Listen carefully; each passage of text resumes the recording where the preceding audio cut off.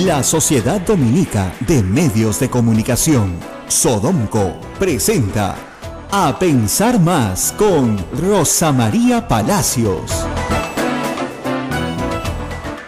8 de la mañana, 1 minuto, amigos, bienvenidos. Esta es una nueva emisión de A Pensar Más con Rosa María Palacios en las emisoras de la Sociedad Dominica de Medios de Comunicación, Sodomco, que integra a Radio Santa Rosa en Lima, Radio Santo Domingo en Chimbote, Radio San Martín Arequipa, Radio Veritas RTV en el Cusco y también con nuestras emisoras hermanas, Radio Cepagua Ucayali, Radio Quillabamba La Convención y Radio Madre de Dios en Puerto Maldonado. El panorama informativo hoy nos presenta la situación que vive el expresidente Alejandro Toledo en estos momentos, quien el fin de semana ha concedido 2 entrevistas a medios de comunicación internacionales, en donde nuevamente ha usado la figura de la victimización, ha negado por todos lados que haya recibido $20 millones de parte de Odebrecht e incluso ha anunciado que demandará a Jorge Barata por $200 millones por no demostrarle que personalmente a él y a una cuenta de él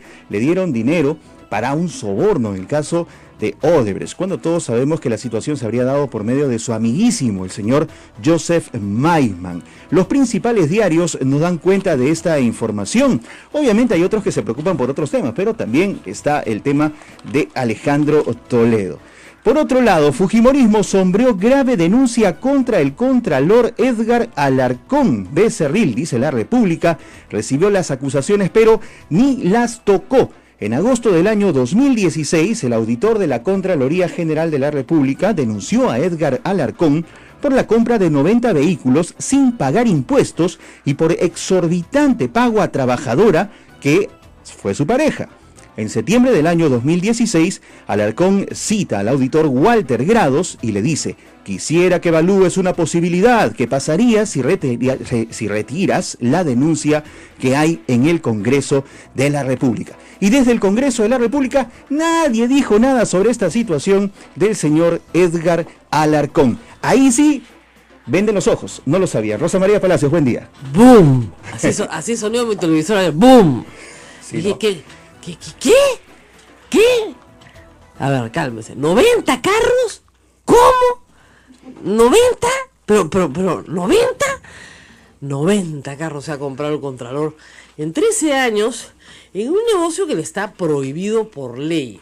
El vicecontralor, y el Contralor por supuesto, pero el vicecontralor, cargo que él tuvo por varios años, está prohibido de adquirir cualquier bien y servicio y venderlo, porque está prohibido de toda actividad lucrativa pública o privada. Eso es lo que dice la norma. Prohibido.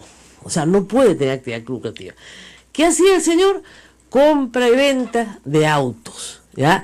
¿Cómo lo hacía? Con sus hijitos de 18 años, que los chiquitos salían del colegio y ya tenían negocio montado, ¿no? Y ahora, hay varias cosas en la denuncia presentada ayer por Daniel Llover en Cuarto Proverbio. Lo primero, esta información no era desconocida en el Congreso de la República, ¿ya? Ni para la mayoría ni para la oposición, cosa que me sorprende más aún todavía, porque la Comisión de Acusaciones Constitucionales que recibe la denuncia desviada, digamos, por la mesa directiva, dice no califica porque el señor no era contralor en el momento en que se efectúa la compra y venta de los carros, por lo cual derívese a quien corresponda. Bueno, muy bien.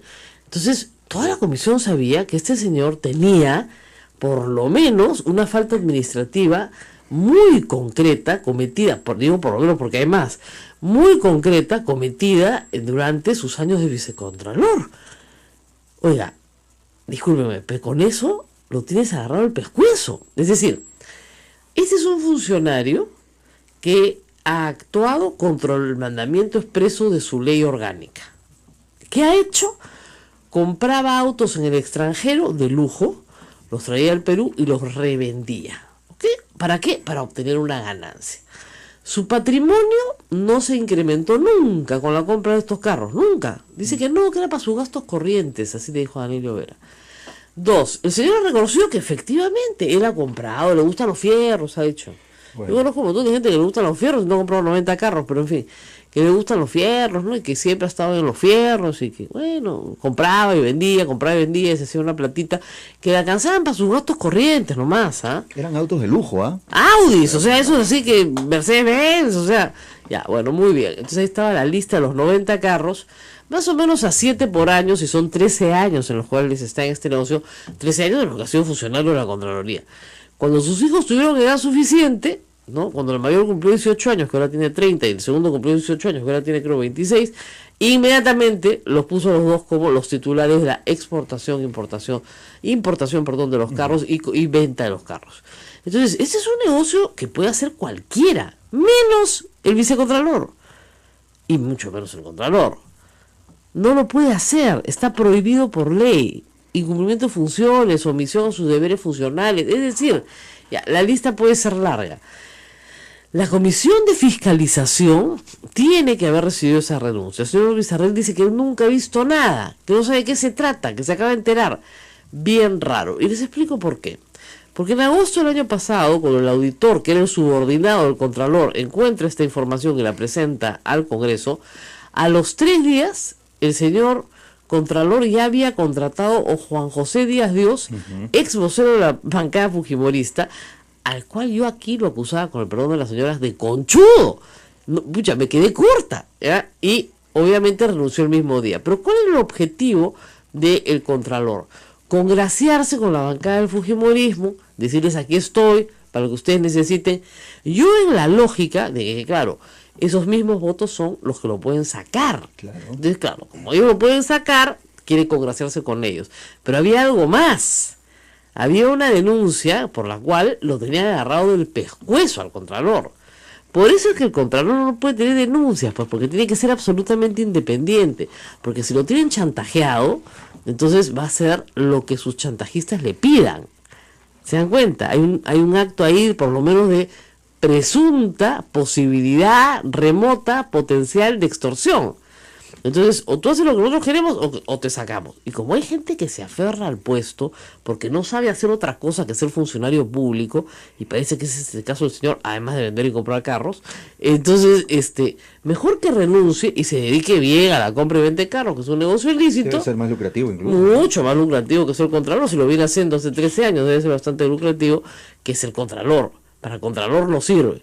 Y no sirve todavía aún más en el contexto de un informe que hemos analizado acá la semana pasada y que se hizo a todas luces para, digamos, pechar a unos funcionarios públicos acusándolos de delito cuando en todo el documento no se explica cuál es el dolo. Para acusar a funcionarios públicos por actos de su gestión tiene que haber dolo, es decir, la intención de hacer daño al Estado. En ninguna parte explica el dolo. Entonces, él sabe que está violando la ley al acusar a personas cuando no hay dolo. Lo sabe perfectamente. Y algo está sonando. No, es mi celular. Es su celular. Sí. Ya, y eso, si lo levantas ya no suena. Y alguien sabía también que él había cometido una falta y que esa falta lo ponía, pues, de rodillas frente a la cara fujimorista. Ayer Luz Salgado salió a explicar el procedimiento burocrático que está en la comisión permanente, que ha sido derivado. Ahora, sí es verdad que en la comisión permanente hay miembros del oficialismo también. Llamaron a Hilo Costa. Así es. Él ha debido salir a denunciar. Oigan, al Contralor lo tienen agarrado el pescuezo. Aquí hay una denuncia gravísima contra él. Los fujimoristas no lo tramitan. Y claro, el señor va a sacar un informe contra Vizcarra de todas maneras. Con lo cual, que juramente Vizcarra. De nuevo, no se puede, ¿no? No, sí se puede constitucionalmente. Mañana puede volver a jurar, no hay problema. Ahora, dicho entre nosotros, ¿no? Yo no creo que el Contralor renuncie. Lo puse temprano en el Twitter. ¿Y ahora renunció el Contralor? No creo. Porque pero sería lo más viable, ¿no? Sería lo más rápido y lo más digno, ¿no? Sí. Pero ya, mira, si tú has importado 90 carros y no te ha importado la ley durante todos estos años, menos te va a importar ahora. Y si has estado dispuesto a cederle todo al fujimorismo, con tal de que no te muevan del cargo, no va a renunciar. La segunda pregunta es, ¿el fujimorismo lo va a destituir? ¿Para qué? Si el que tienen es utilísimo. Hasta ahora le resulta funcional, se adecua a sus fines. Es como Portillo Campbell en la OMPE, ese tipo de personajes, claro. como el tribunal, como el Jurado Nacional de Elecciones cuando había que reelegir a Fujimori, o sea, funcional. Y la siguiente pregunta es, ¿le conviene, ¿no es cierto?, a todos que se nombre un nuevo contralor? Bueno, sí, por una cuestión de, ¿no es cierto?, de decencia, pero el asunto es que lo va a elegir el fujimorismo. Y lo van a elegir con mayoría simple. Así que, no, creo que se necesitan 88, ahí sí, ahí se necesitan 88 votos. ¿Lo van a elegir? No lo van a elegir, pues. Entonces, este contralor se va a quedar por algún tiempo más, creo, salvo que tenga un poco de vergüenza, y o el Poder Ejecutivo lo denuncia ante el Poder Judicial de una buena vez.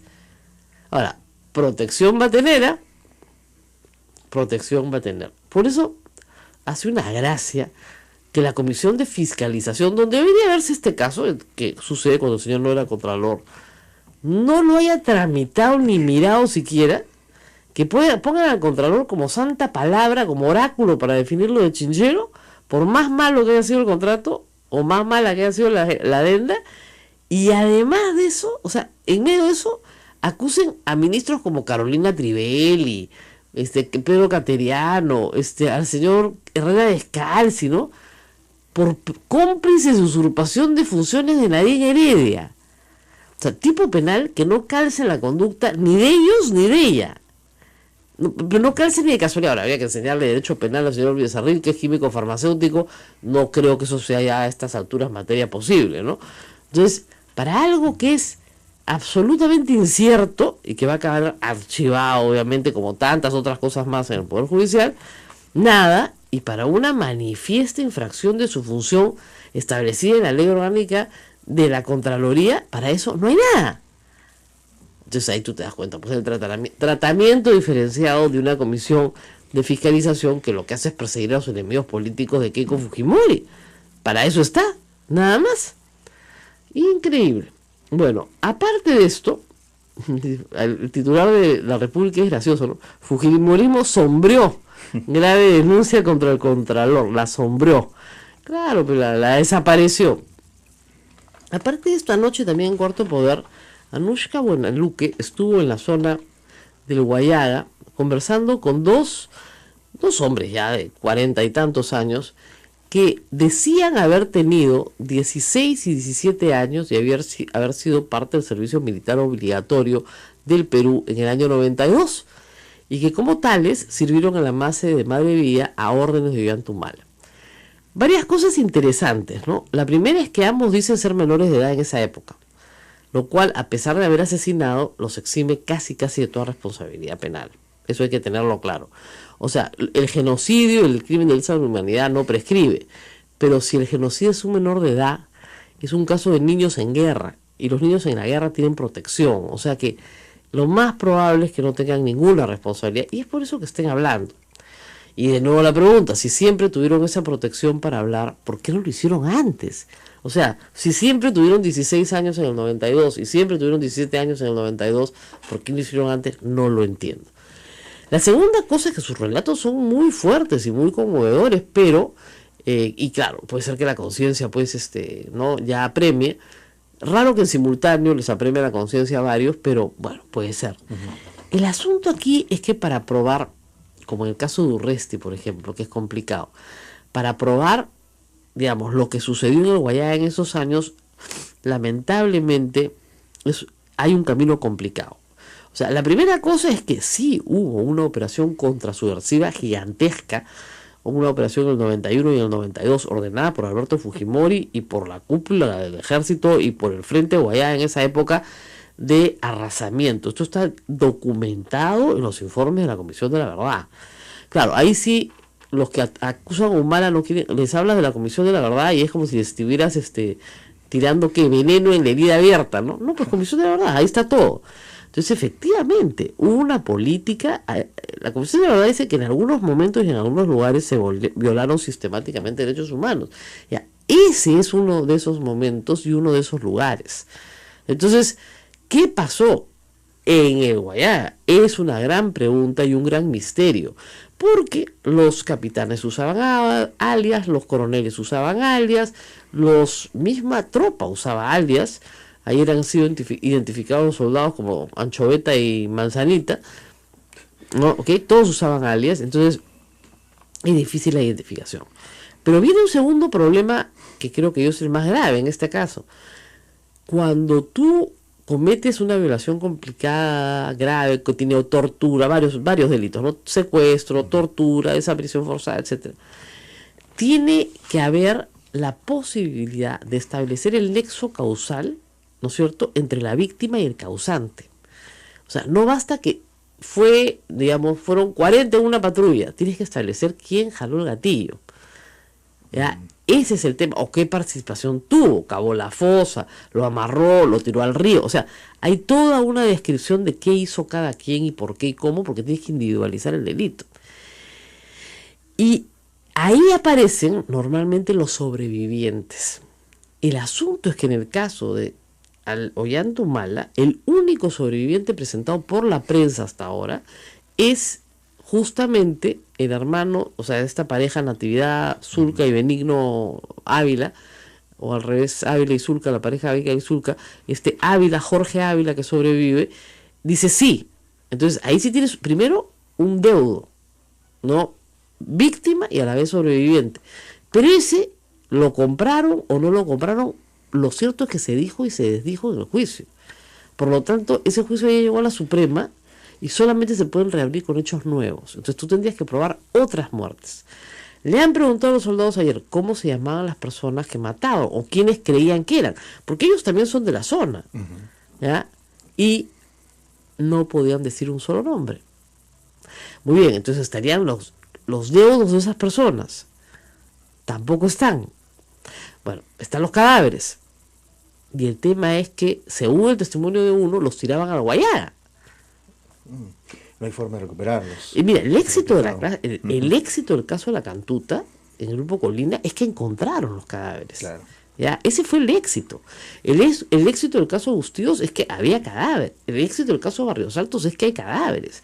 Si no hay cadáveres, es bien difícil. Y las Fuerzas Armadas lo sabían. No tiraban a la gente al río por las puras. Lo sabían porque era una estrategia dirigida y planificada para acabar con las pruebas del delito.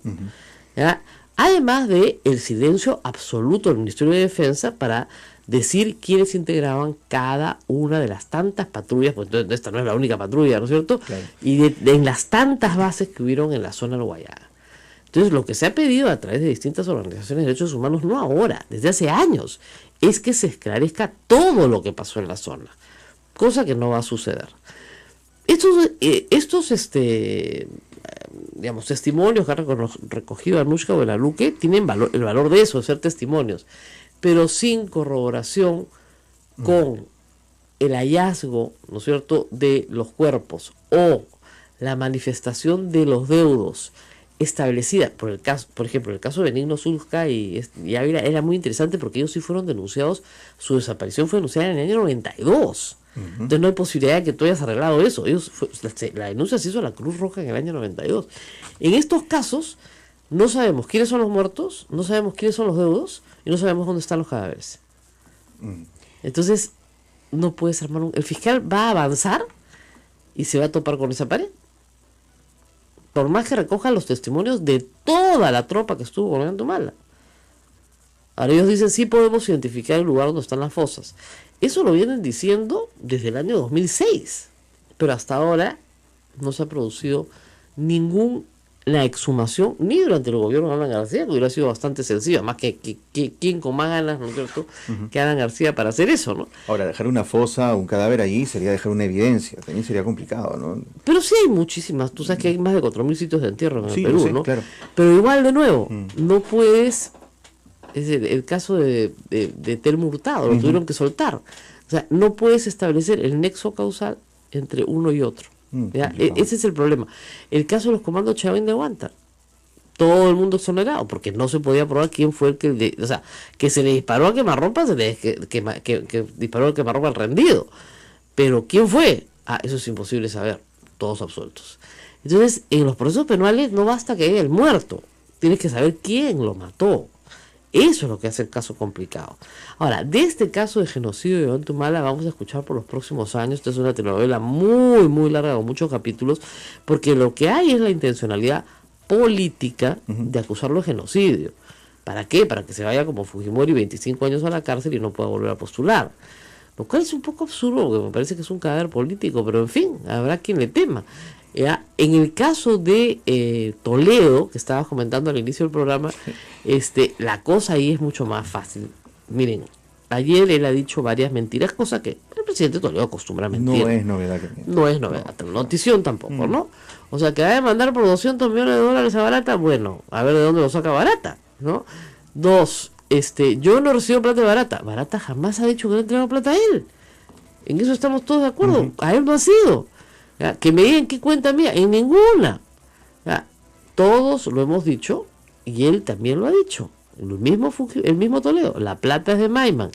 Obviamente. ¿Ya? ¿Y por qué Maiman le va a comprar una casita en Casuarinas a la suegra de Toledo que ni siquiera vive en el Perú si no es para Toledo? Y de nuevo, tenemos el testimonio del corredor, tenemos el testimonio de los depósitos, de las compras y del abogado del Perú. Tenemos los testimonios de aquellas personas que intervinieron en la creación de Ecoteva en Costa Rica. Tenemos el tránsito de dinero de las cuentas de Maiman hacia Ecoteva y el tránsito de dinero de Ecoteva hacia el Perú. Y tenemos el tránsito del dinero de Odebrecht hacia Maiman. Ya, pues, ¿qué más quieren? El círculo completo. La ministra Perestello ha dicho algo ayer que todos tienen que tener en cuenta para que se calmen un poco. O sea, Toledo no va a venir al Perú la próxima semana. ¿Ah? El proceso de extradición de Burga tomó 1 año y fue un proceso flash. Igual para este lado, para el otro lado, el proceso de Toledo no va a durar menos de 1 año. Toledo lo sabe. Por eso se pasea por todas partes haciendo las tonterías que hace, pero va a durar. Y va a durar, ¿por qué? ¿Pero por qué dicen ustedes? Porque hay que dar todas las garantías del debido proceso. Fíjense, el proceso de extradición de Alberto Fujimori ya venía durando 5 años, no, 4 años, cuando él se toma un avión y regresa al Perú. Y yo estuve en 2004 en el Japón y se me aseguró, digamos, de la forma más sutil y elegante posible, que no lo iban a extraditar nunca. Porque ahí no había convenio de extradición y Japón no extradita a sus nacionales. Estados Unidos sí puede extraditarlo, porque sí tenemos convenio de extradición, sí se extradita a peruanos, nosotros también a peruanos de aquí para acá y a estadounidenses de aquí para acá también. Velando el debido proceso. Exactamente, pero si no hay una causa probable bien descrita va a ser difícil.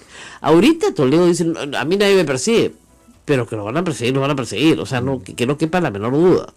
Y que van a ir por él también, eso está clarísimo. Lo que pasa es que ha decidido hacer un poco de bulla, ¿no? Para que digan, acá estoy. ¿Pero de qué le sirve eso?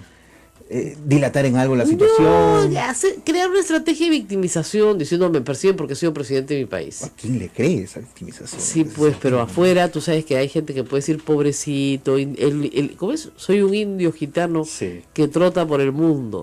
Ya, pues. Hasta poeta nos ha salido. Poeta, no. En fin, parecía canción de Arjona. Sí. Nos vamos a la pausa y volvemos. 8:24. Sodomco, Sociedad Dominica de Medios de Comunicación.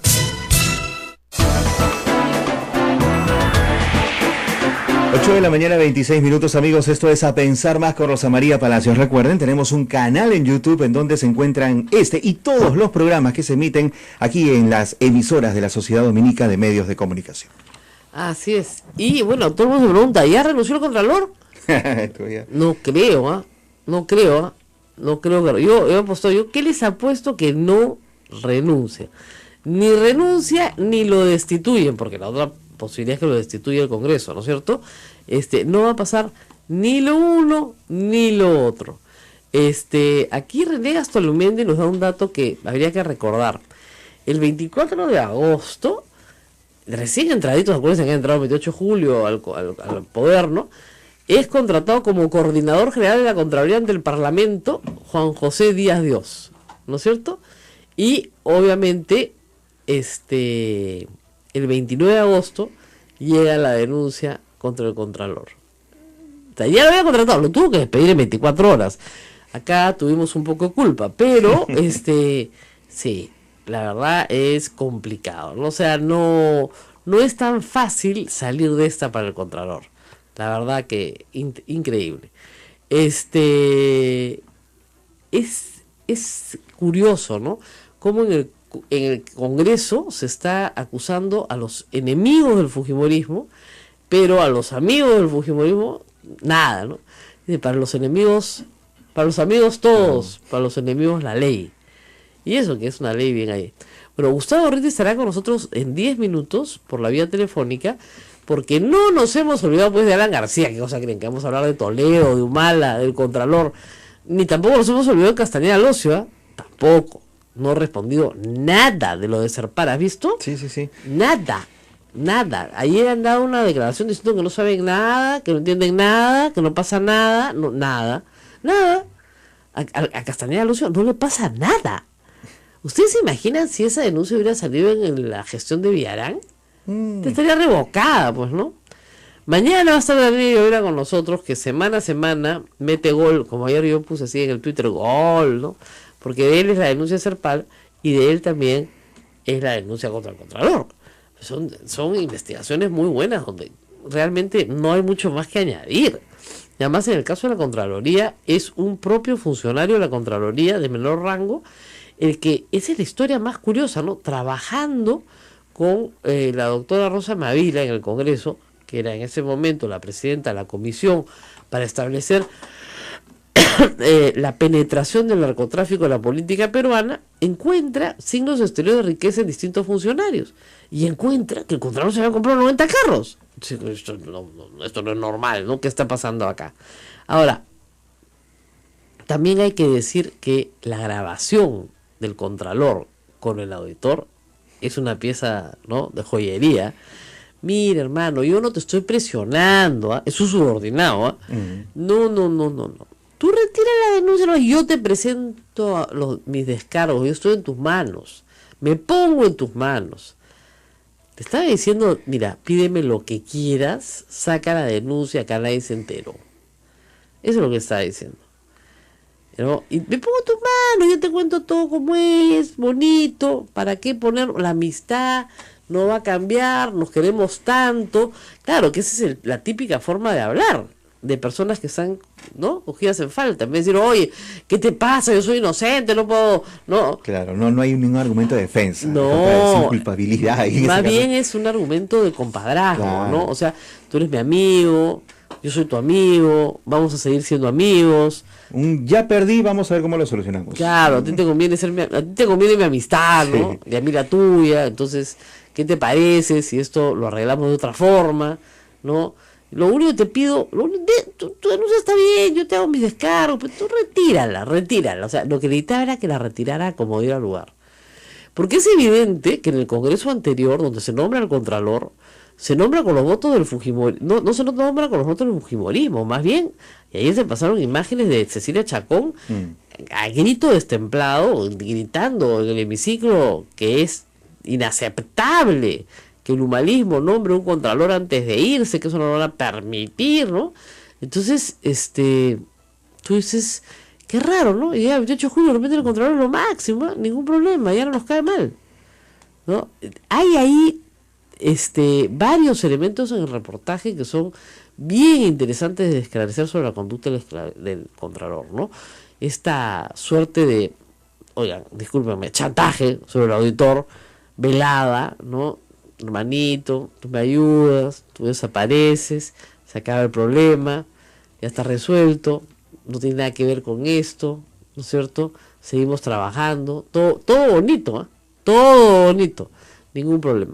Ahora, hay también los que dicen, oiga, ¿y por qué sale esto cuando sale lo de Chinchero? Sobre todo si el mismo Contralor había dicho que había recibido una amenaza, que le iban a dar en el lado donde más le iba a impactar, y él dice que es el lado de sus hijos, ¿no? Claro, que lo iban a matar, ¿no? Que la amenaza era de muerte, que lo iban a matar, que su seguridad, bueno. Es obvio que la misma persona que lo graba es el auditor, y él lo reconoce en el reportaje. Si yo lo grabé, porque me llamó. O sea, ya como yo digo, cuando tú tienes que grabar a tu jefe, es porque no deberías estar trabajando ahí o porque te mueres de miedo, ¿no? Y es obvio que el Contralor sabía que esta denuncia existía, y sabía que se la sabían, y sabía que muchos se la sabían, y por eso tenía que estar en guardia. Y puede haber salido perfectamente por alguien indignado que ha dicho, no, pues ya, o sea, ya mucho, ¿no? O sea, todo el proyecto Chinchero de manos del Contralor saca un informe que no tiene ni pies ni cabeza y encima este señor se ha beneficiado ilícitamente durante años y nadie dice nada. Sí, efectivamente, puede haber provocado el mismo que esto salga, ¿no? Como respuesta al fujimorismo, que buscaba censurar a Martín Vizcarra. Pero ¿quién dentro de la Contraloría? Nadie más que el propio auditor, que hace un año, digamos, presenta, no es un año, un poquito menos más de un año, agosto, presenta la denuncia, menos de un año, y en octubre le presenta una carta de reiteración a Luz Salgado, por favor, pienso la palabra, denme bola, acá estoy, quiero hablar. Nadie le hace caso. Pasa todo el verano, nadie le hace caso. Bueno, si yo fuera él, también yo hubiera buscado a Nelio Vera de todas maneras, lo he hecho, me he presentado esto y nadie me hace caso. Y a un periodista que le cae esto en los brazos en esta semana es espectacular.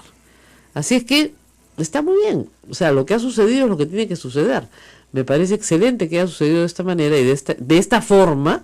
Nosotros sabemos quién está al mando de qué, ¿no es cierto? No puede estar en la Contraloría una persona que puede ser fácilmente extorsionada por alguna fuerza política que le sabe lo que le sabe.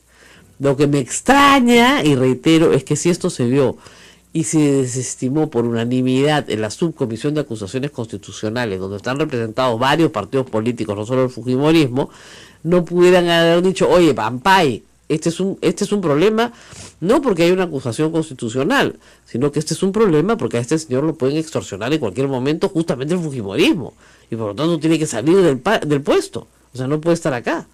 En fin. Bueno, ya tenemos a Gustavo Gorriti, todavía no se levanta, pero ya va a hablar con nosotros. ¿Tenemos que hacer pausa? Vamos a una pausa. Vamos a una pausa y volvemos. Esto es A Pensar Más con Rosa María Palacios en las emisoras de la Sociedad Dominica de Medios de Comunicación. Sodomco, Sociedad Dominica de Medios de Comunicación. Esta es la Sociedad Dominica de Medios de Comunicación, integrada por Radio Santa Rosa en Lima, Radio Santo Domingo, Chimbote RSD en Chimbote, Radio San Martín Arequipa, Radio Veritas RTV Cusco y Radio Cepagua en Ucayali, también en Radio Quillabamba La Convención y en Radio Madre de Dios en Puerto Maldonado. El saludo también para todas las emisoras que se cuelgan de nuestra señal y hasta ahora retransmiten. No vendan publicidad, pues tampoco, ¿no? O sea, o mándenle algo a los padres dominicos, pues un chequecito, no puede ser. Nos han contado que en algunas ciudades del Perú se cuelgan de nuestra señal a esta hora, lo que nos da mucho orgullo, ¿no? Siempre es bonito que a uno lo reconozcan por su trabajo, pero tampoco, ¿no? Con un poquito de crédito. Estamos en comunicación con Gustavo Gorriti, y yo quería empezar por una afirmación de Keiko Fujimori, que ha dicho este fin de semana: mi padre jamás secuestró a nadie. Y otra teoría del fujimorismo que es muy graciosa, ¿no? Nunca hubo secuestro porque nunca se cobró rescate, como si los estados secuestraran para cobrar rescate. Pero en fin, estamos con la persona justamente que fue una de las personas que fue secuestrado por Vladimiro Montesinos el 5 de abril de 1992. Gustavo Gorriti, muy buenos días. Buenos días, Rosa María. Cuando has escuchado decir a Keiko Fujimori que su padre no secuestró a nadie, ¿qué piensas de esa afirmación? Uno escucha tantas tonterías con tanta frecuencia que escuchar una más no cambia demasiado las cosas, especialmente de fuentes de las que tú no esperas afirmaciones particularmente inteligentes. Bueno, vamos al tema Lavallato, que es lo que nos interesa más en estos días. Muchos esperan que el 1 de junio, que está a la vuelta de la esquina esta semana, se abra la caja de Pandora y por fin todos sepamos la verdad. Entonces, escrito sobre esto diciéndole a la gente, calma, no va a ser de esa manera. ¿Cómo va a ser entonces? Creo de que aún a estas alturas hay un conjunto de cosas que no está del todo clara. En principio había la decisión de abrir las partes que eran reservadas hasta este momento de las delaciones premiadas a los ejecutivos de Odebrecht y que se referían a países fuera de Brasil, especialmente a América Latina.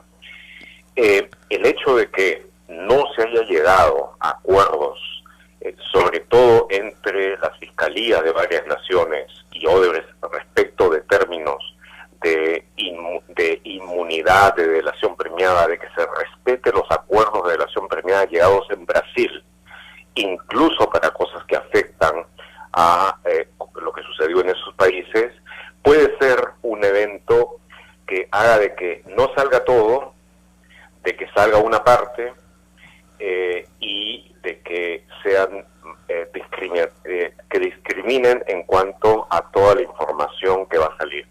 De algunos países va a salir más que de otros. Pienso, por ejemplo, que sobre Venezuela va a salir bastante más que sobre otros. Ahora, Toledo ha llamado a Barata un mentiroso, lo cual viniendo de un mentiroso pues es notable. Pero yendo al fondo del asunto, ¿Barata se reserva información, omite información, miente?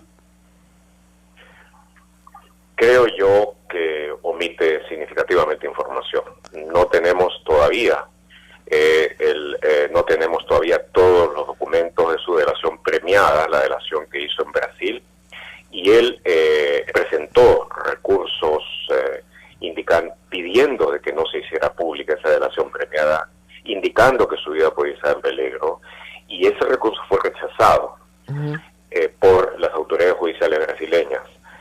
Sin embargo, yo estoy seguro de que él por lo menos omite información, y también puedo suponer de que no todo lo que dice sobre alguno de los supuestos eventos de soborno en los que él participó habría sido exactamente como él lo cuenta.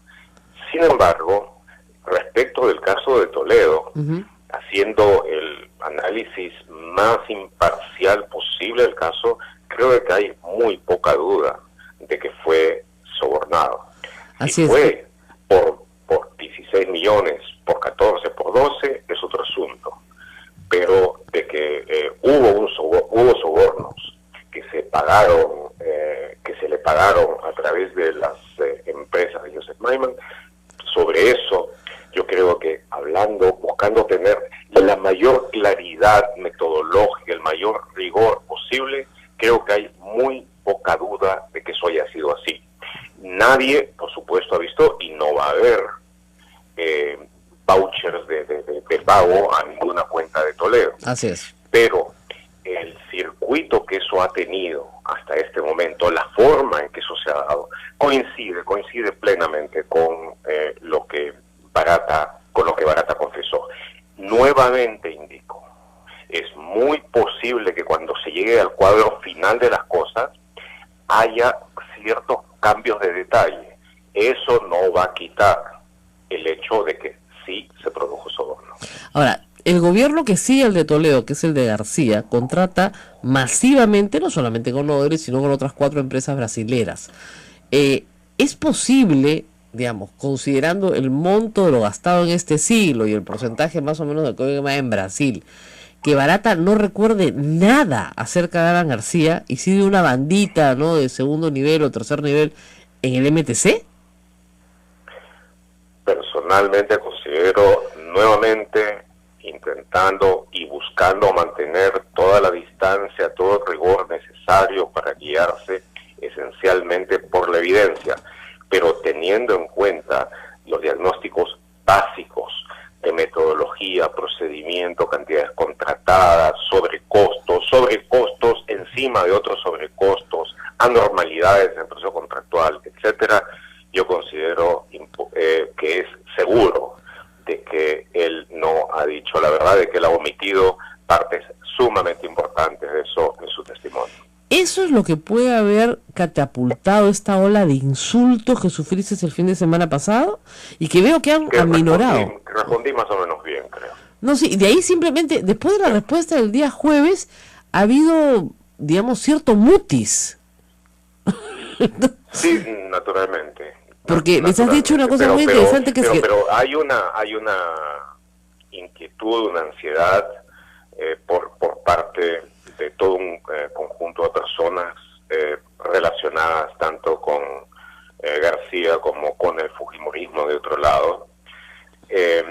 Y eso significa de que apenas se osa mencionarlos en el contexto de los otros que están en este momento ya siendo investigados en forma más avanzada como Toledo y Ollantumala.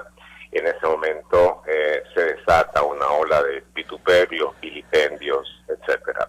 Así es. Eso, por supuesto, no solamente no tiene el menor efecto, sino, si acaso, sirve de un acicate a seguir con más fuerza, porque indica de que esa resistencia apunta a que hay cosas quizá más cercanas de lo que uno supone por encontrar. Así es que por lo menos estamos por el buen camino. Ahora, que se está en un camino ciertamente en cuyo fin, si es que se hace bien la investigación, se va a encontrar material, y material muy importante. Claro, el caso de Humala, el siguiente gobierno, hemos pasado por Toledo, García y Humala.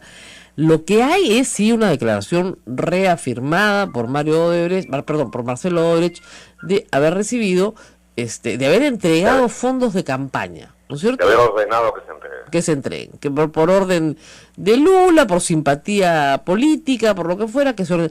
Pero lo que trajo todo el bolondrón fue que Marcelo Odebrecht, según tus fuentes, que son 3 y son distintas, recordó que no discriminaba, o sea, que se entregaba a todos. ¿Puedes refrasear más o menos qué fue lo que se te dijo para que no haya lugar a discusión? Hubo, como tú indicas, por lo menos 3 fuentes de esas versiones de Odebrecht. Y hay matices de interpretación, como si se usó condicionales, si no se usó condicionales, el grado de énfasis que hubo del uno al otro. Pero lo que no hay discusión alguna entre todas las fuentes es que una vez de que se le preguntó más sobre el caso Ollantumala en relación con la campaña, Marcelo Odebrecht mencionó, según una fuente divagó, según otra fuente desarrolló el tema, de que ellos buscaban de estar bien con todos aquellos que podían ser factores importantes políticos, y que por eso apoyaban, si no a todos aquellos que tenían posibilidades en una campaña. Bueno. Y que así lo hicieron, y que así lo hicieron en varios casos, y él ahí, en el contexto de mencionar eso, y mencionando cuando se estaba hablando sobre la campaña del 2011, mencionó a Keiko Fujimori, mencionó a Lapra, sin haber dado un nombre. Por supuesto, el nombre de Mercedes Arauz salió porque ella fue la breve, efímera candidata que tuvo el APRA a la presidencia por algunos meses. Pero sí mencionó a Keiko Fujimori y a Lapra. Keiko Fujimori, y mencionó a Lapra. Y añadió posteriormente, y sobre eso tampoco ha habido discrepancia alguna entre las varias fuentes, que si se dio o no se dio, él no podía probarlo. Que el único que podía saber bien con detalle al respecto era Jorge Barata. Ok, o sea, ni siquiera podía probarlo de Humala. No, tampoco podía probarlo de Humala. Él también dijo en concreto que no podía probarlo de Humala, de que él dio la orden en base a la petición de Antonio Palocchi, ex jefe de la Casa Civil, ex ministro de Lula, que manejaban una suerte de fondo revolvente para apoyar al PT de Brasil. Claro.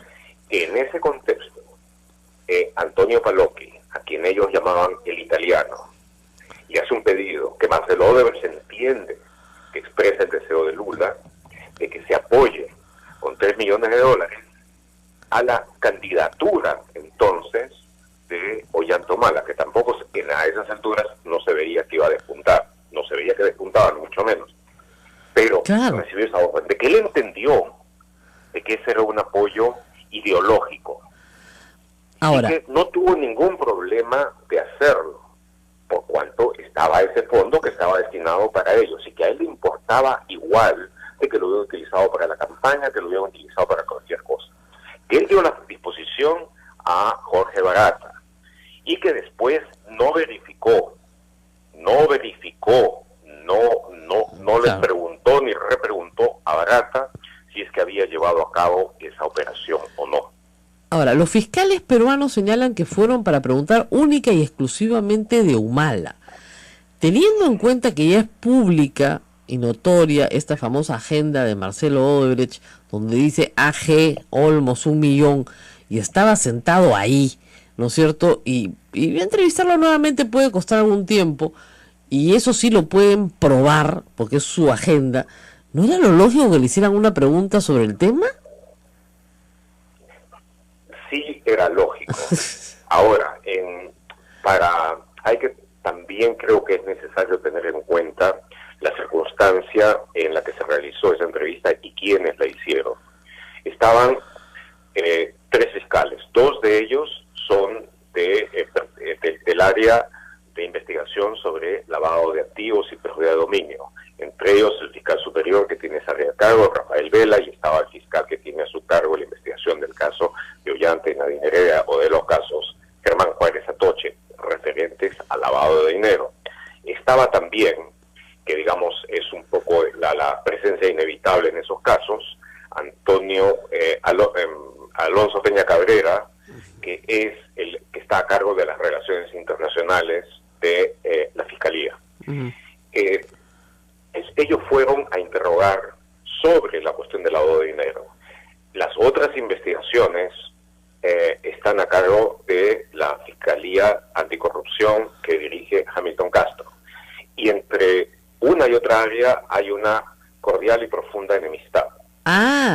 Entonces, ellos que no habían recibido mucha de la información que reclaman, fueron y finalmente lograron el acceso directo a Marcelo Odebrecht, y fueron a Brasil, pero con un mandato específico y concentrado en ello. Ahora, una vez que estuvieron allá, tuvieron que firmar un acta, esa acta que yo di a conocer y que al parecer es lo que menos les gustó, de que yo lo hubiera conseguido, lo hubiera dado a conocer, en la cual se allanan a lo que les pide el Ministerio Público brasileño, a que tengan una total inmunidad, tanto Marcelo Odebrecht como todas las personas mencionadas por él, que sean de su compañía, que estén cercanos a sus compañías, a Odebrecht o a Braskem, como resultado de lo que él vaya a decir. Tuvieron que firmar eso está publicado en el reportero. Entonces, y deberían hacer las preguntas también, sí, en forma directa, pero dentro de esas condicionales. Lo que pasa... De tal manera de que eso ha determinado y marcado mucho lo que ellos podían hablar y lo que ellos no podían hablar. Ahora bien, nada les impedía en el fondo hacerlo. Sí, le podían hacer la pregunta, no les impedían nada. Ahora, tanto sí de que Odebrecht por su cuenta habló.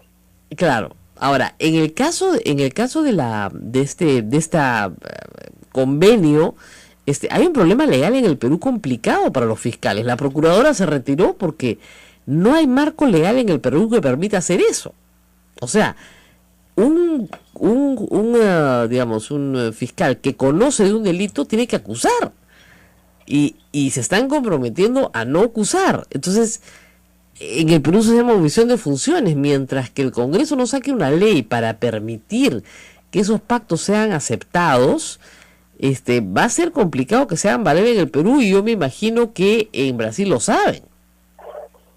No sé cuánto, ese es uno de los factores que va quizá a limitar mucho la información que hagan pública los brasileños, a menos que no tomen una decisión política en el Ministerio Público bajo la dirección de Rodrigo Janot en estos días. No, yo te diría que hasta en el legislativo, por ejemplo, es un problema público y muy fuerte en Argentina en este momento. Lógico, porque en el Perú tenemos colaboración eficaz, pero la colaboración eficaz la otorga un juez, no la otorga el fiscal, la propone el fiscal, pero la tiene que otorgar el juez. Y aún la colaboración eficaz implica un juicio, o sea, tiene que haber un proceso.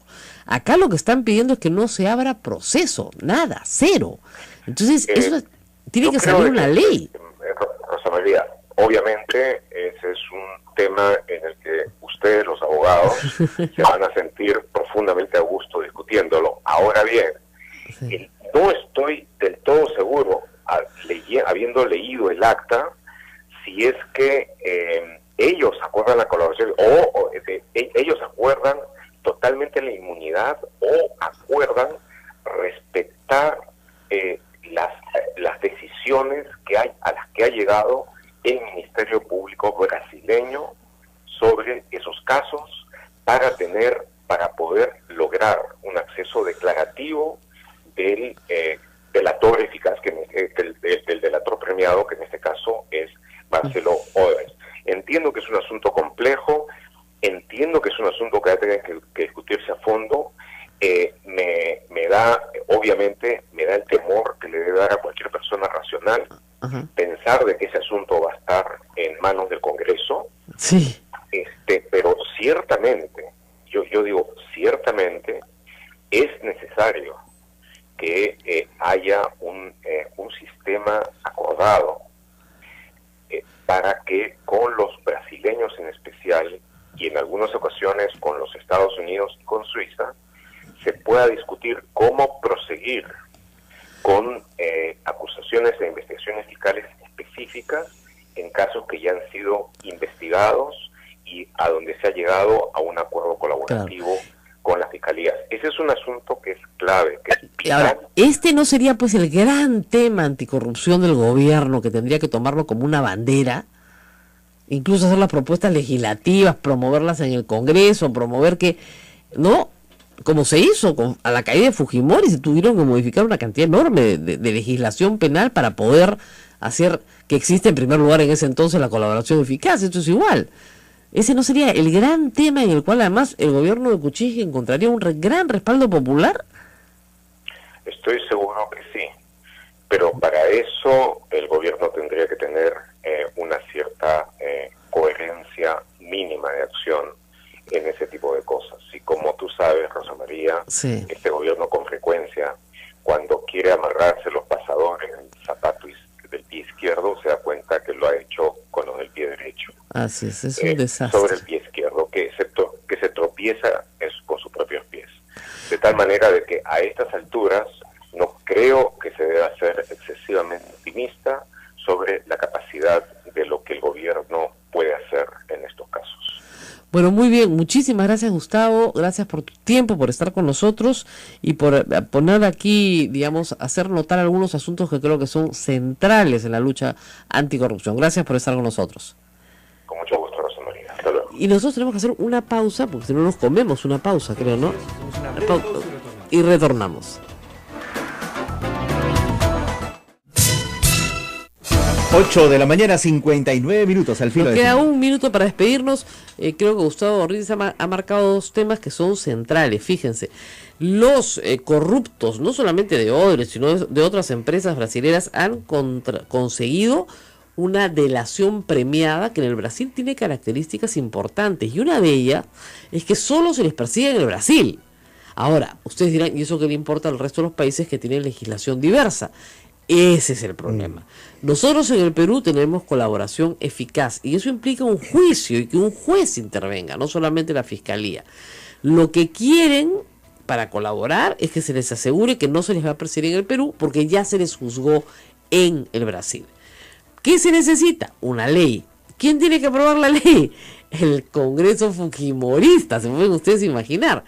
Pero en fin, si eso es lo que quieren Odebrecht y sus amigos, y Odebrecht y sus amigos les dieron plata para sus campañas, lo menos que pueden hacerles es pues el favorcito, digo yo, para que si el señor Marcelo Odebrecht tiene 19 años de condena en Brasil y se los van a reducir en la medida en que todo lo que diga sea cierto, bueno, pues logre hacerlo. La segunda cosa es que estas empresas quieren seguir haciendo negocios, con otro nombre, con otras caras, pero quieren seguir haciendo negocios. Y eso tiene una lógica, ¿no? Y tiene una lógica de dos tipos. Una, la de los trabajadores y proveedores en el Perú, que ahorita la SUNAT ha embargado todo, y con razón, porque si este empieza de quiebra yo no cobro nada, pero que tienen que ser pagados. Ahora, hay unos flujos de dinero de Odebrecht en concesiones que podrían servir para pagar a proveedores y a trabajadores y empezar una liquidación de la empresa en Indecopi. Pero de eso no se ha hecho una palabra. De nuevo, porque la Fiscalía aparenta haber ofrecido en enero, en este pacto secreto que nunca hemos conocido, que la empresa va a colaborar y va a seguir operando. Acuérdate que no se han allanado ni sus oficinas.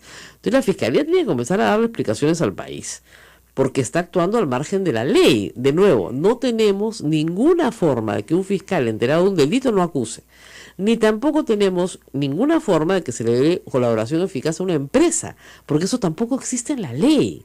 Entonces, igual que se hizo en el año 2001, que se sentaron y tuvieron que desarrollar legislación para la colaboración eficaz, igual hay que hacerlo ahora para desarrollar legislación que se adapte a darle facilidades a aquellos que colaboren y que se consigan los nombres de los cabecillas peruanos, que esos son los que nos interesan a nosotros, para que puedan ir a la cárcel, cumplir sus penas y pagar las reparaciones civiles que tienen que pagar.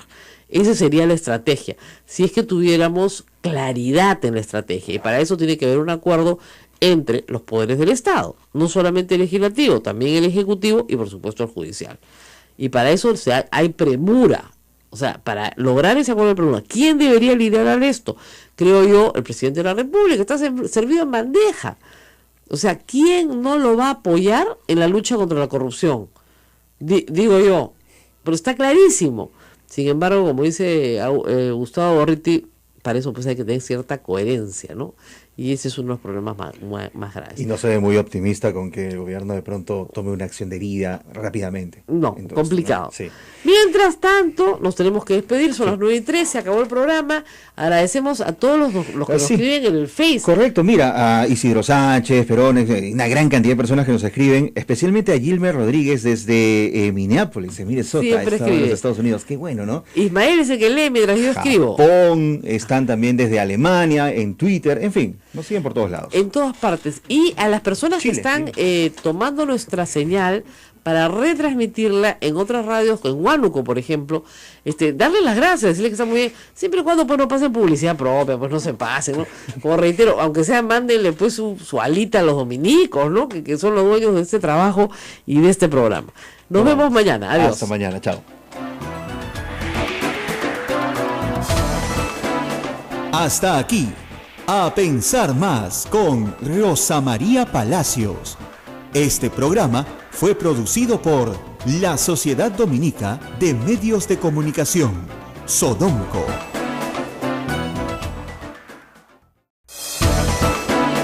La Sociedad Dominica de Medios de Comunicación, Sodomco, presenta A pensar más con Rosa María Palacios. 8 de la mañana, 1 minuto, amigos, bienvenidos. Esta es una nueva emisión de A Pensar Más con Rosa María Palacios en las emisoras de la Sociedad Dominica de Medios de Comunicación Sodomco, que integra a Radio Santa Rosa en Lima, Radio Santo Domingo en Chimbote, Radio San Martín Arequipa, Radio Veritas RTV en el Cusco y también con nuestras emisoras hermanas, Radio Cepagua Ucayali, Radio Quillabamba La Convención y Radio Madre de Dios en Puerto Maldonado. El panorama informativo hoy nos presenta la situación que vive el expresidente Alejandro Toledo en estos momentos, quien el fin de semana ha concedido 2 entrevistas a medios de comunicación internacionales, en donde nuevamente ha usado la figura de la victimización, ha negado por todos lados que haya recibido $20 millones de parte de Odebrecht e incluso ha anunciado que demandará a Jorge Barata por $200 millones por no demostrarle que personalmente a él y a una cuenta de él le dieron dinero para un soborno en el caso de Odebrecht, cuando todos sabemos que la situación se habría dado por medio de su amiguísimo, el señor Joseph Maisman. Los principales diarios nos dan cuenta de esta información. Obviamente hay otros que se preocupan por otros temas, pero también está el tema de Alejandro Toledo. Por otro lado, Fujimorismo sombreó grave denuncia contra el contralor Edgar Alarcón. Becerril, dice La República, recibió las acusaciones pero ni las tocó. En agosto del año 2016, el auditor de la Contraloría General de la República denunció a Edgar Alarcón por la compra de 90 vehículos sin pagar impuestos y por exorbitante pago a trabajadora que fue su pareja. En septiembre del año 2016, Alarcón cita al auditor Walter Grados y le dice: quisiera que evalúes una posibilidad, ¿qué pasaría si retiras la denuncia que hay en el Congreso de la República? Y desde el Congreso de la República nadie dijo nada sobre esta situación del señor Edgar Alarcón. Ahí sí venden los ojos, no lo sabía. Rosa María Palacios, buen día. ¡Boom! Así sonó mi televisor, ¡boom! Sí, dije, ¿no? ¿Qué? A ver, cálmese. ¿90 carros? ¿Cómo? ¿90? Pero, ¿90? 90 carros se ha comprado el Contralor en 13 años en un negocio que le está prohibido por ley. El vicecontralor, y el Contralor por supuesto, pero el vicecontralor, cargo que él tuvo por varios años, está prohibido de adquirir cualquier bien y servicio y venderlo, porque está prohibido de toda actividad lucrativa pública o privada. Eso es lo que dice la norma. Prohibido. O sea, no puede tener actividad lucrativa. ¿Qué hacía el señor? Compra y venta de autos. ¿Ya? ¿Cómo lo hacía? Con sus hijitos de 18 años. Que los chiquitos salían del colegio y ya tenían negocio montado, ¿no? Y ahora, hay varias cosas en la denuncia presentada ayer por Daniel Llobera en Cuarto Proverbio. Lo primero, esta información no era desconocida en el Congreso de la República, ¿ya? Ni para la mayoría ni para la oposición, cosa que me sorprende más aún todavía, porque la Comisión de Acusaciones Constitucionales que recibe la denuncia, desviada, digamos, por la mesa directiva, dice, no califica porque el señor no era contralor en el momento en que se efectúa la compra y venta de los carros, por lo cual derívese a quien corresponda. Bueno, muy bien. Entonces, toda la comisión sabía que este señor tenía, por lo menos, una falta administrativa muy concreta, cometida, digo por lo menos porque hay más, muy concreta, cometida durante sus años de vicecontralor. Oiga, discúlpeme, pero con eso lo tienes agarrado el pescuezo. Es decir, este es un funcionario que ha actuado contra el mandamiento expreso de su ley orgánica. ¿Qué ha hecho? Compraba autos en el extranjero de lujo, los traía al Perú y los revendía. ¿Ok? ¿Para qué? Para obtener una ganancia. Su patrimonio no se incrementó nunca con la compra de estos carros, nunca. Dice que no, que era para sus gastos corrientes, así le dijo Daniel Llobera. 2, el señor ha reconocido que efectivamente él ha comprado, le gustan los fierros, ha dicho.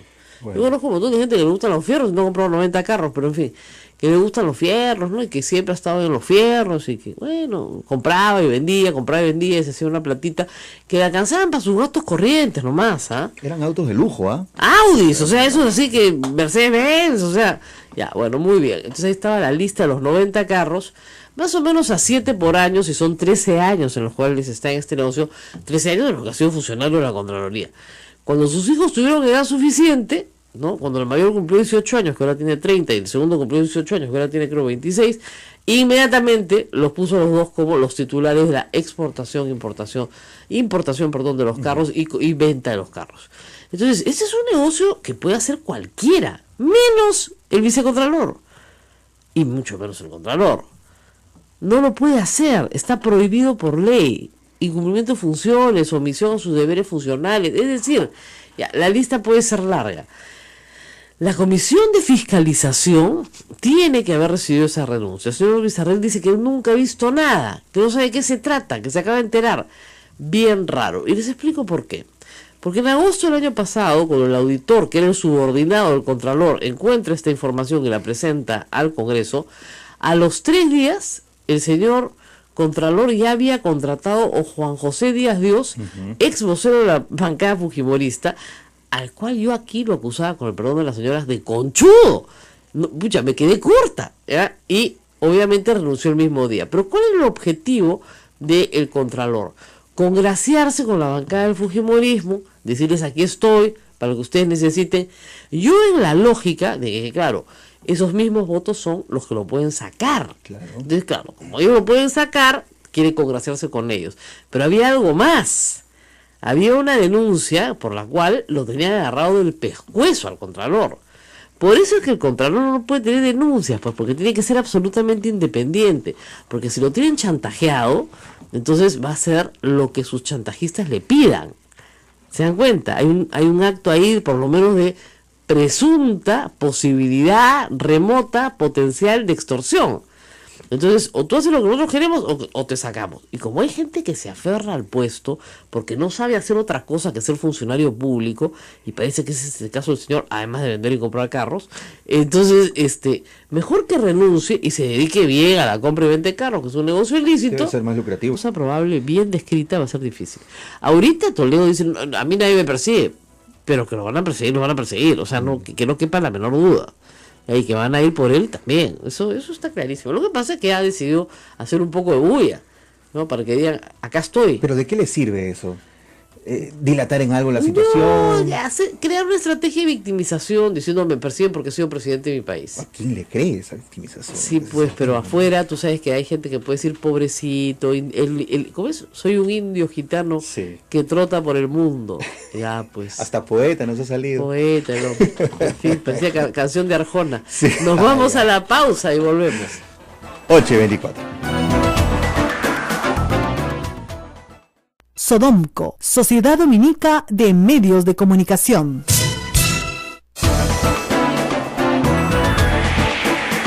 8:26 amigos, esto es A Pensar Más con Rosa María Palacios. Recuerden, tenemos un canal en YouTube en donde se encuentran este y todos los programas que se emiten aquí en las emisoras de la Sociedad Dominica de Medios de Comunicación. Así es. Y bueno, todo el mundo se pregunta, ¿ya renunció el Contralor? Todavía. No creo, ¿ah? No creo, ¿ah? No creo que... Yo he apostado, ¿qué les apuesto que no renuncia? Ni renuncia ni lo destituyen, porque la otra posibilidad es que lo destituya el Congreso, ¿no es cierto? No va a pasar ni lo uno ni lo otro. Aquí René Gastolumendi nos da un dato que habría que recordar. El 24 de agosto, recién entraditos, acuérdense que ha entrado el 28 de julio al poder, ¿no? Es contratado como coordinador general de la Contraloría ante el Parlamento Juan José Díaz Dios, ¿no es cierto? Y obviamente el 29 de agosto llega la denuncia contra el Contralor. O sea, ya lo había contratado, lo tuvo que despedir en 24 horas. Acá tuvimos un poco de culpa, pero sí, la verdad es complicado, ¿no? O sea, no es tan fácil salir de esta para el Contralor. La verdad que increíble. Es curioso, ¿no? Cómo en el Congreso se está acusando a los enemigos del fujimorismo, pero a los amigos del fujimorismo, nada, ¿no? Para los amigos todos, para los enemigos la ley. Y eso que es una ley bien ahí. Bueno, Gustavo Ritti estará con nosotros en 10 minutos por la vía telefónica, porque no nos hemos olvidado pues de Alan García. ¿Qué cosa creen? Que vamos a hablar de Toledo, de Humala, del Contralor. Ni tampoco nos hemos olvidado de Castañeda Locio, ¿eh? Tampoco. No ha respondido nada de lo de Serpar. ¿Has visto? Sí. Nada. Ayer han dado una declaración diciendo que no saben nada, que no entienden nada, que no pasa nada. No, nada. A Castañeda Locio no le pasa nada. ¿Ustedes se imaginan si esa denuncia hubiera salido en la gestión de Villarán? Estaría revocada, pues, ¿no? Mañana va a estar Daniel Llovera con nosotros, que semana a semana mete gol, como ayer yo puse así en el Twitter, gol, ¿no? Porque de él es la denuncia de Serpal y de él también es la denuncia contra el Contralor. Son investigaciones muy buenas donde realmente no hay mucho más que añadir. Y además en el caso de la Contraloría es un propio funcionario de la Contraloría de menor rango el que, esa es la historia más curiosa, ¿no? Trabajando con la doctora Rosa Mavila en el Congreso, que era en ese momento la presidenta de la comisión para establecer la penetración del narcotráfico en la política peruana, encuentra signos exteriores de riqueza en distintos funcionarios y encuentra que el Contralor se había comprado 90 carros. Esto no es normal, ¿no? ¿Qué está pasando acá? Ahora, también hay que decir que la grabación del Contralor con el auditor es una pieza, ¿no?, de joyería. Mira, hermano, yo no te estoy presionando, ¿eh? Es un subordinado, ¿eh? No.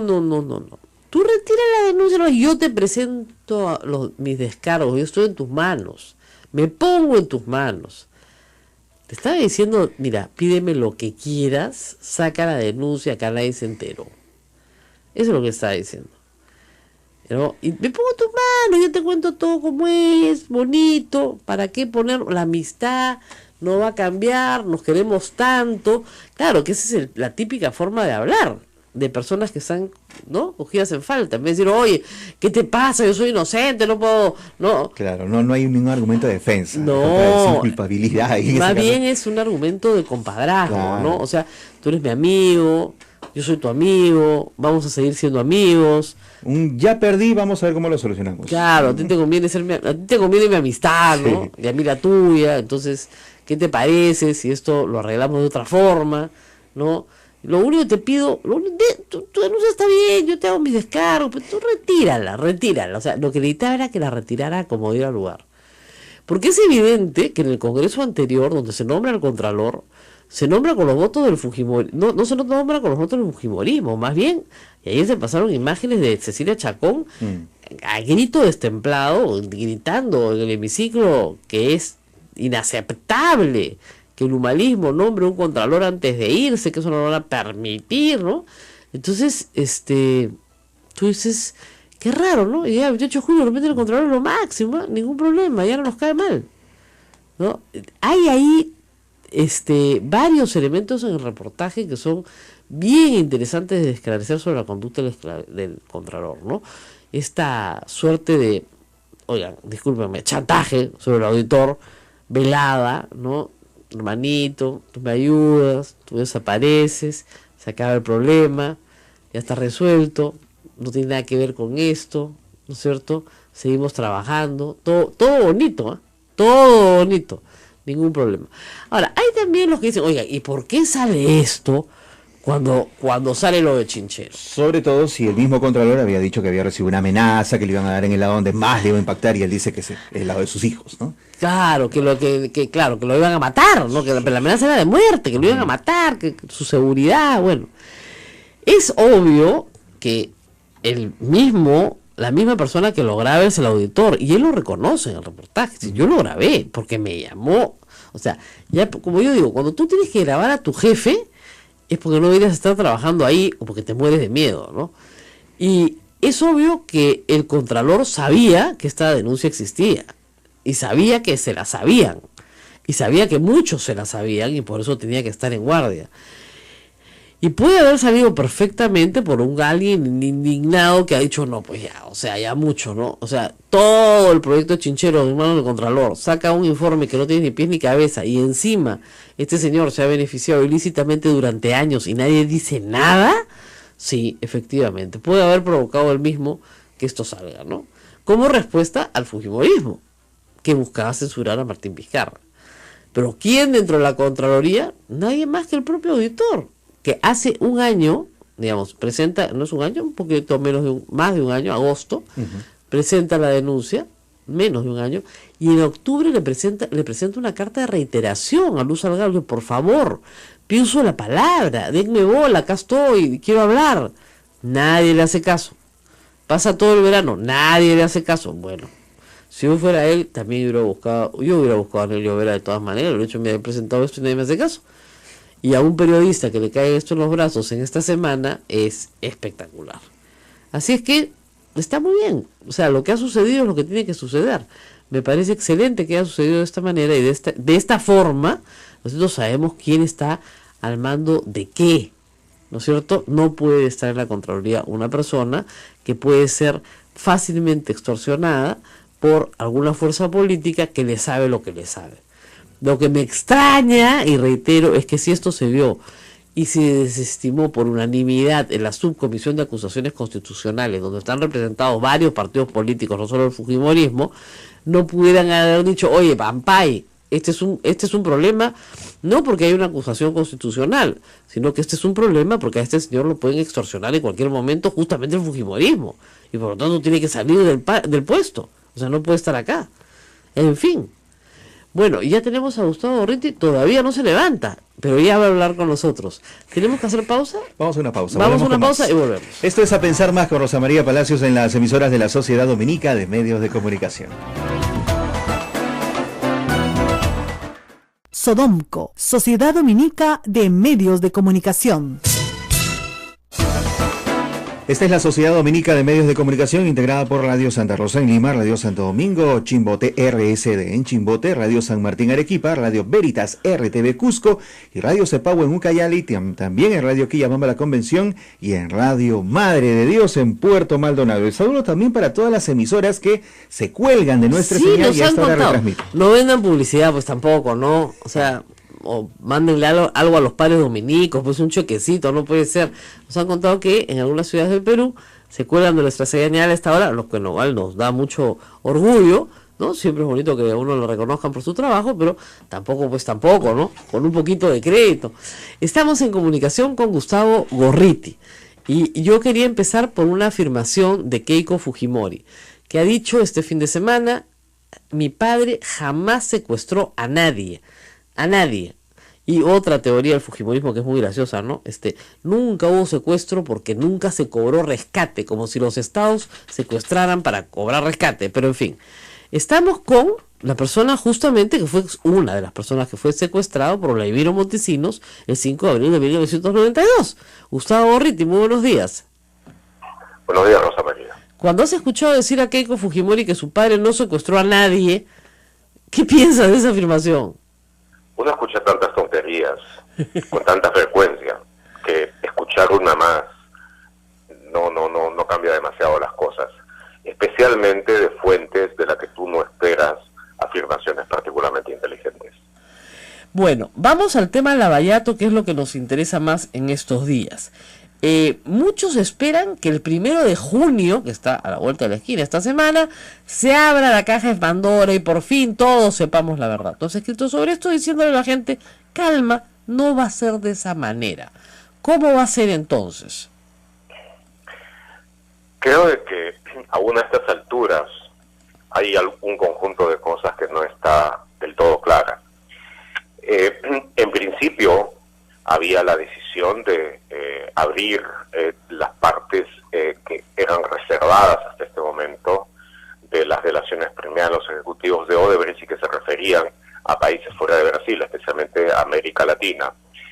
El hecho de que no se haya llegado a acuerdos, sobre todo entre las fiscalías de varias naciones y Odebrecht respecto de términos de inmunidad, de delación premiada, de que se respete los acuerdos de delación premiada llegados en Brasil, incluso para cosas que afectan a lo que sucedió en esos países, puede ser un evento que haga de que no salga todo, de que salga una parte y de que sean que discriminen en cuanto a toda la información que va a salir.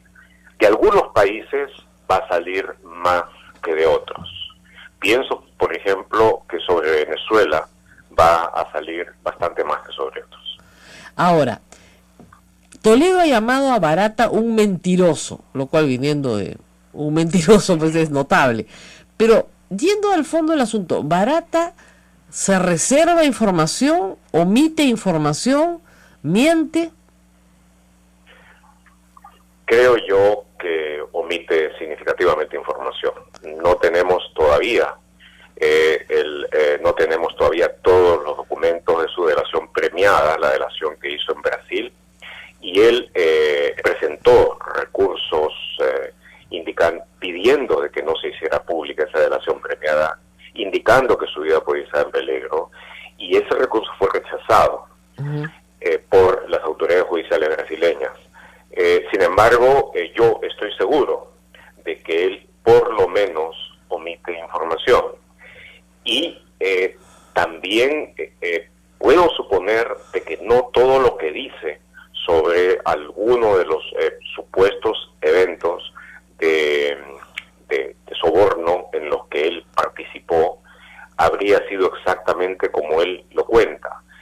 Sin embargo, respecto del caso de Toledo, haciendo el análisis más imparcial posible del caso, creo que hay muy poca duda de que fue sobornado. Así si fue por 16 millones, por 14, por 12, es otro asunto. Pero de que hubo sobornos que se pagaron, que se le pagaron a través de las empresas de Joseph Maiman, sobre eso yo creo que buscando tener la mayor claridad metodológica, el mayor rigor posible, creo que hay muy poca duda de que eso haya sido así. Nadie, por supuesto, ha visto y no va a haber vouchers de pago a ninguna cuenta de Toledo. Así es. Pero el circuito circuito que eso ha tenido hasta este momento, la forma en que eso se ha dado, coincide plenamente. Mucho más lucrativo que ser Contralor, si lo viene haciendo hace 13 años, debe ser bastante lucrativo que ser Contralor. Para Contralor no sirve. Y no sirve todavía aún más en el contexto de un informe que hemos analizado acá la semana pasada y que se hizo a todas luces para, digamos, pechar a unos funcionarios públicos acusándolos de delito cuando en todo el documento no se explica cuál es el dolo. Para acusar a funcionarios públicos por actos de su gestión tiene que haber dolo, es decir, la intención de hacer daño al Estado. En ninguna parte explica el dolo.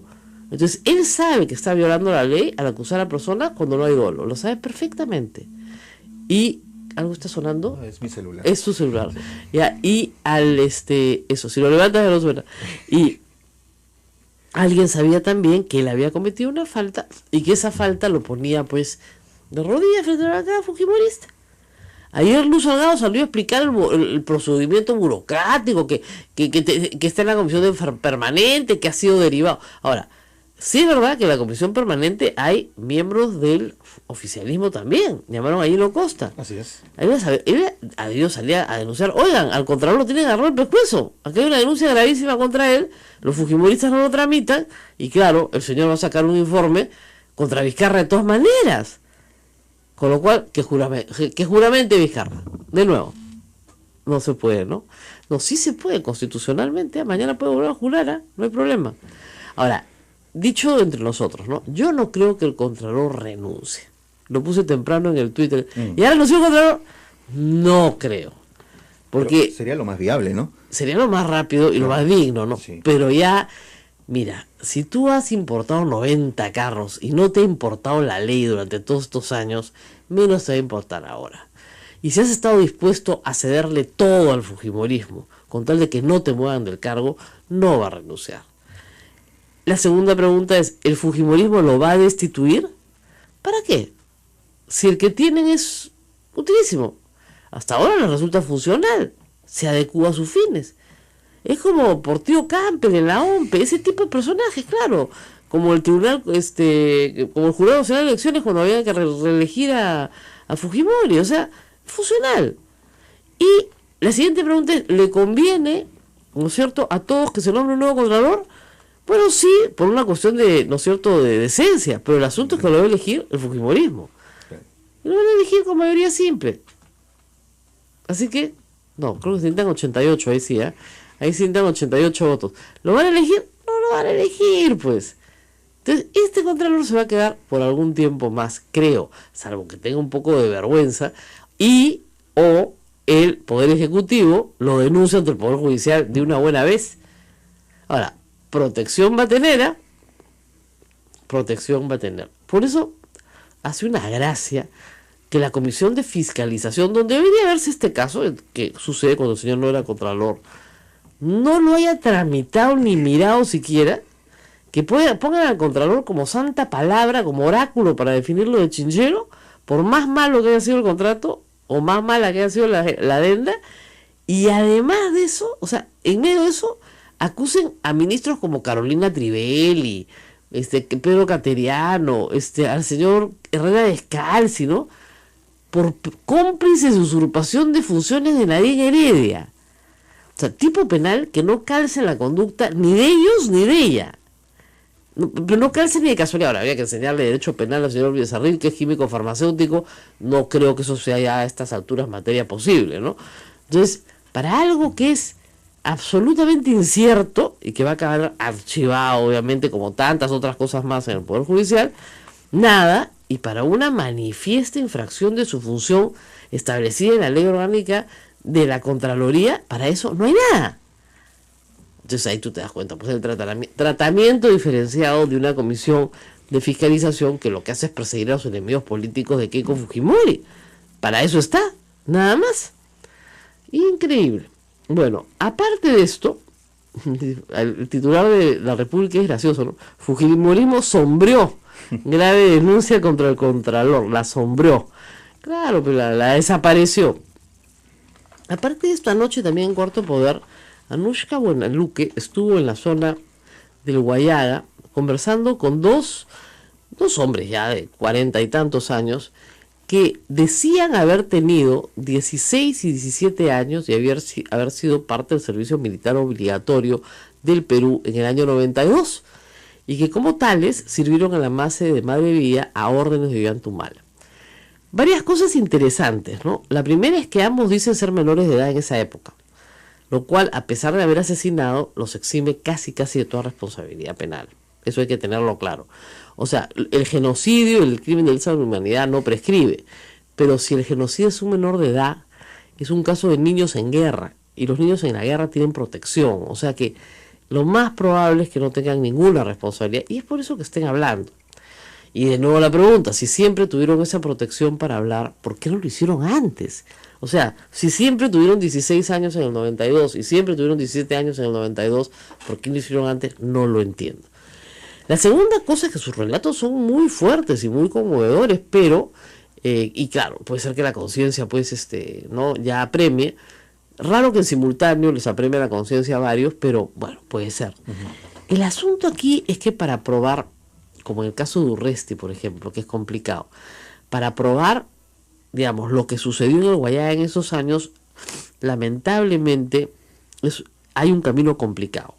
O sea, la primera cosa es que sí hubo una operación contrasubversiva gigantesca, una operación en el 91 y en el 92 ordenada por Alberto Fujimori y por la cúpula del ejército y por el Frente Guayá en esa época de arrasamiento. Esto está documentado en los informes de la Comisión de la Verdad. Claro, ahí sí los que acusan a Humala no quieren, les hablas de la Comisión de la Verdad y es como si estuvieras tirando que veneno en la herida abierta, ¿no? No, pues Comisión de la Verdad, ahí está todo.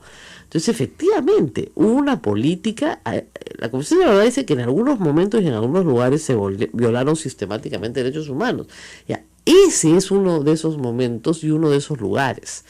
Entonces, ¿qué pasó en el Guayá? Es una gran pregunta y un gran misterio. Porque los capitanes usaban alias, los coroneles usaban alias, misma tropa usaba alias. Ahí han sido identificados los soldados como Anchoveta y Manzanita, ¿no? ¿Okay? Todos usaban alias, entonces es difícil la identificación. Pero viene un segundo problema que creo que es el más grave en este caso. Cuando tú cometes una violación complicada, grave, que tiene tortura, varios delitos, ¿no? Secuestro, tortura, desaparición forzada, etc. Tiene que haber la posibilidad de establecer el nexo causal, ¿no es cierto?, entre la víctima y el causante. O sea, no basta que fueron 40 en una patrulla, tienes que establecer quién jaló el gatillo. ¿Ya? Ese es el tema, o qué participación tuvo, cavó la fosa, lo amarró, lo tiró al río. O sea, hay toda una descripción de qué hizo cada quien y por qué y cómo, porque tienes que individualizar el delito. Y ahí aparecen normalmente los sobrevivientes. El asunto es que en el caso de Ollanta Humala, el único sobreviviente presentado por la prensa hasta ahora es justamente el hermano, o sea, de esta pareja Natividad Zulca y Benigno Ávila, o al revés, Ávila y Zulca, la pareja Ávila y Zulca, Ávila, Jorge Ávila, que sobrevive, dice sí. Entonces ahí sí tienes primero un deudo, ¿no? Víctima y a la vez sobreviviente. Pero ese, ¿lo compraron o no lo compraron? Lo cierto es que se dijo y se desdijo en el juicio.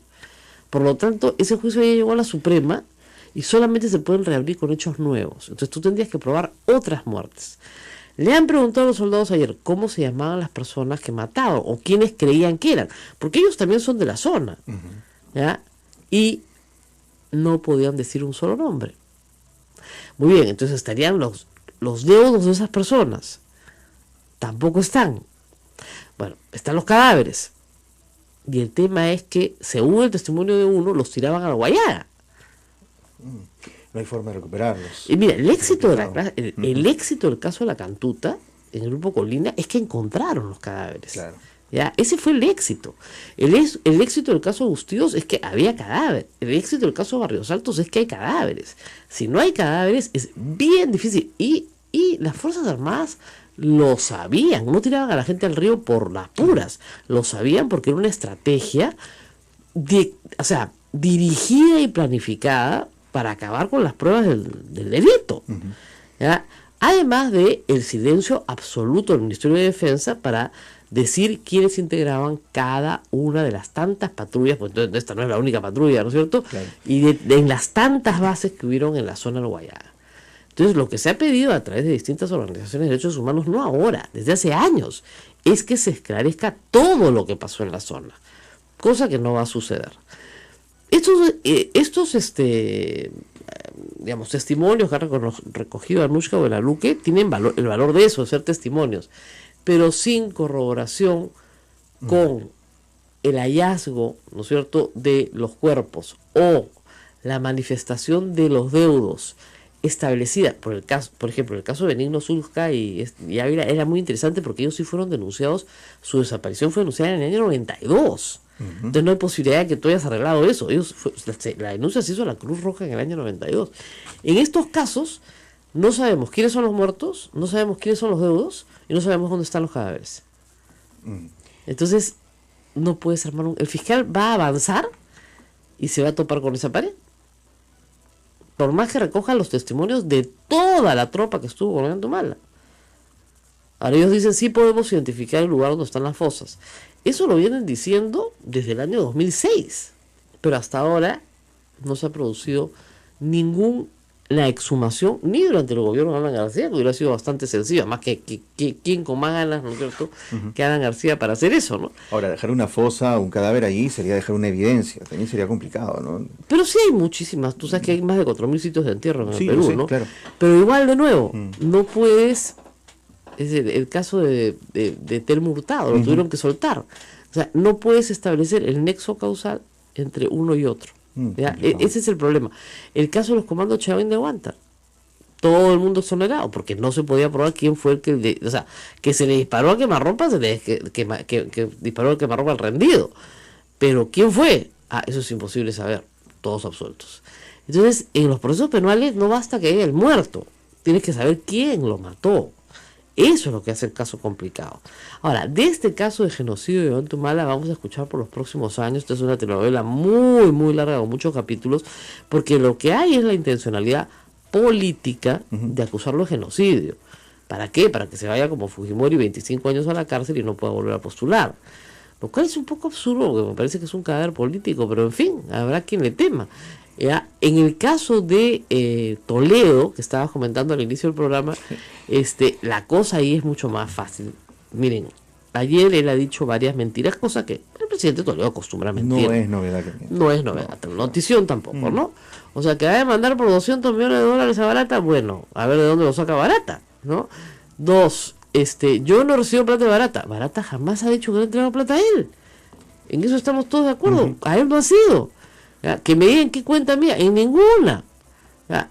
Todos lo hemos dicho y él también lo ha dicho. El mismo Toledo, la plata es de Maiman.